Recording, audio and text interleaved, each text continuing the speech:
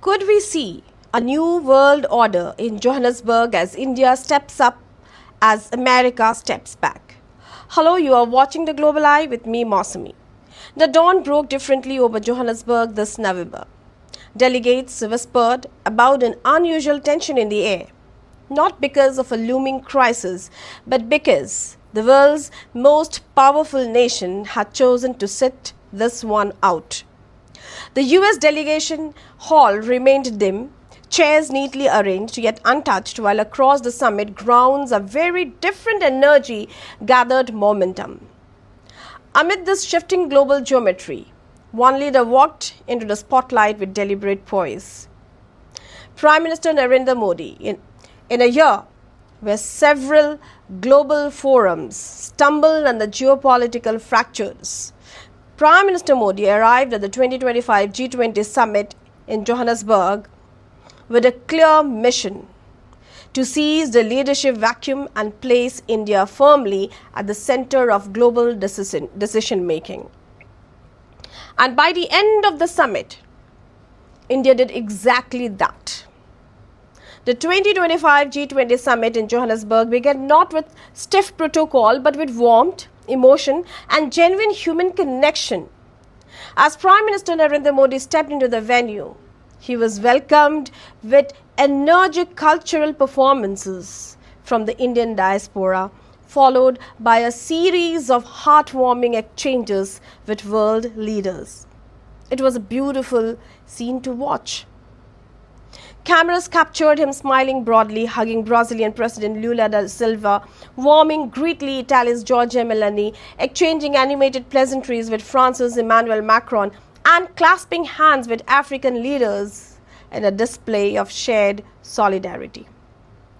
These candid moments, handshakes turning into embraces, quick conversations evolving into laughter, created an atmosphere of camaraderie rarely seen at high-stakes summits. Leaders who often stand apart behind layers of protocol found themselves smiling and engaging freely. In these spontaneous gestures, Prime Minister Modi's diplomacy radiated warmth, signaling that India had not only arrived with a plan but with that a personal touch that softened the tense geopolitical environment. This set the tone for a summit where India would ultimately dominate the narrative. Now let's look at Prime Minister Modi's visit. Prime Minister Narendra Modi attended the Johannesburg G20 Leaders Summit on 22nd November, which ran till 23rd November 2025. South Africa hosted the summit against a backdrop of US disengagement, rising global debt distress, food insecurity, and an urgent need for climate finance. And what were India's core aims? Prime Minister Modi's agenda was sharp and assertive, championing global South priorities, including fair access to development finance, climate resilience and adaptation, food and energy security, inclusive industrial growth. There was also the push for strong counter-terrorism language in the final declaration, a consistent Indian priority. We could also see reinforcing India's image as a stable, constructive, solution-oriented power, especially when major nations seemed either divided or absent. It was also preserving continuity of India's historic G20 presidency of 2023, ensuring the world did not lose momentum on key commitments. From the moment he landed, Prime Minister Modi framed India not as a participant but as a driver of the global agenda. Now let's see what was discussed at the summit, India's active hand.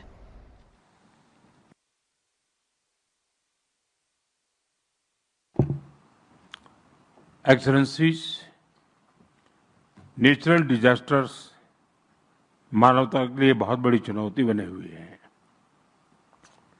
इस वर्ष भी प्राकृतिक आपदाओं ने दुनिया की बहुत बड़ी आबादी को प्रभावित किया है। इससे स्पष्ट है कि प्राकृतिक आपदाओं से निपटने के लिए ग्लोबल कोऑपरेशन को हमें और मजबूत करना होगा। इसी सोच के साथ भारत ने अपनी G20 प्रेसिडेंसी के दौरान disaster risk reduction working group की स्थापना की थी। इस महत्वपूर्ण एजेंडा को प्राथमिकता के साथ आगे बढ़ाने के लिए मैं साउथ अफ्रीका को बधाई देता हूं।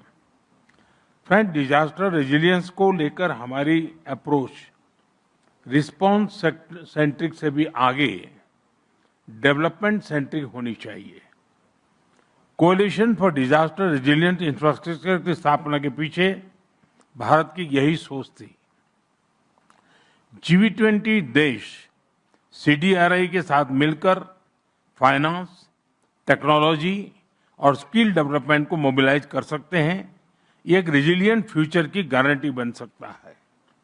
फ्रेंड्स, भारत का ये भी मानना है कि स्पेस टेक्नोलॉजी से पूरी मानवता को लाभ हो। इसलिए Bharat G20 open satellite data partnership का सुझाव सामने रख रहा है। इससे G20 देशों के स्पेस एजेंसियों का सैटेलाइट डेटा और एनालिसिस ग्लोबल साउथ के देशों के लिए अधिक सुलभ, इंटरऑपरेबल और उपयोगी बनाया जा सकता है। फ्रेंड्स, ग्लोबल ग्रोथ के लिए सस्टेनेबिलिटी और क्लीन एनर्जी जरूरी है। ये सुनिश्चित करने के लिए क्रिटिकल मिनरल्स का बहुत बड़ा रोल है। ये मानवता की साझी संपदा है। इसलिए Bharat G20 critical minerals circulatory initiative का प्रस्ताव रखता है। इसके तहत रिसाइकलिंग, अर्बन माइनिंग और सेकेंड लाइफ बैटरी जैसे इनोवेशन को बढ़ावा दिया जा सकता है। The Johannesburg Summit evolved around a set of pressing global priorities, many of which mirrored India's long-standing policy lines. For example, climate resilience and energy transition. India emphasized the need for scaled-up climate financing, technology access, and disaster preparedness, particularly for developing nations most vulnerable to climate shocks. There was also the talks on debt sustainability and global financial reform. Prime Minister Modi pushed for fairer debt treatment mechanisms, reform of global financial institutions, and more inclusive governance at World Bank, IMF platforms, echoing demands of Asia, Africa, and Latin America. There were also talks on food security and inclusive industrialization. India advocated pathways for resilient supply chains, critical minerals access, and manufacturing partnerships aligning with African industrial aspirations. And notably, the counter-terrorism cooperation. This was where India took an uncompromising stance. Terrorism must be condemned unequivocally, and global systems must crack down on terror financing, safe havens, drug terror linkages, and extremist networks. The final declaration echoed India's nearly word for word. Yes, terrorism, India's push and global response, and it was India's message. Prime Minister Modi and Indian officials argued that terrorism threatens development as much as war. In fact, terrorism is worst. Economic growth cannot coexist with radicalization pipelines. Global terror networks exploit financial loopholes, drug routes, and weak intelligence sharing. India insisted that the summit's moral clarity must match its political commitment. And the response, the G20 leaders' declaration adopted India's demand almost verbatim, condemning terrorism in all its forms and manifestations and endorsing stronger international cooperation against terror financing and organized crime. For India, this was a major diplomatic win. And the Trump question, did he visit? If not, why? Why not? Donald Trump did not attend the 2025 G20 Summit. The US President decided not to send any officials to Johannesburg. His reason? A protest against alleged human rights issues involving white Afrikaners in South Africa, an issue Washington framed as justification for a political boycott. An impact of US absence. If we see, the US forfeited influence over the summit's outcomes. Other countries, especially India, stepped in to guide consensus. The symbolic gap highlighted Washington's shifting global posture under Trump 2.0. For India, the absence created diplomatic space to lead without resistance from a major competitor. At a summit where America's chair was empty, India's voice rang louder. And it was a big win for India. What shifted? Declaration language aligned with India's priorities.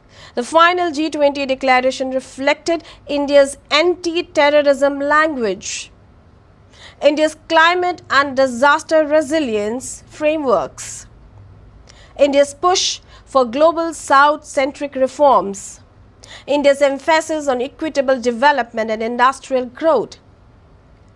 And it is observed by many analysts that the text read more like a continuation of India's 2023 presidency. And we could see symbolic leadership in a fragmented world. The absence of the US, partial engagements of others, and global divisions allowed India to emerge as a central stabilizer. India, as if, became the bridge nation. Prime Minister Modi's diplomacy positioned India as the link between Africa and Asia, developed and developing economies, climate vulnerable nations and climate financing nations. And it was a strategic soft power expansion. India's proposals from traditional knowledge repositories to digital public infrastructure expansion showcased India's model of human-centric development.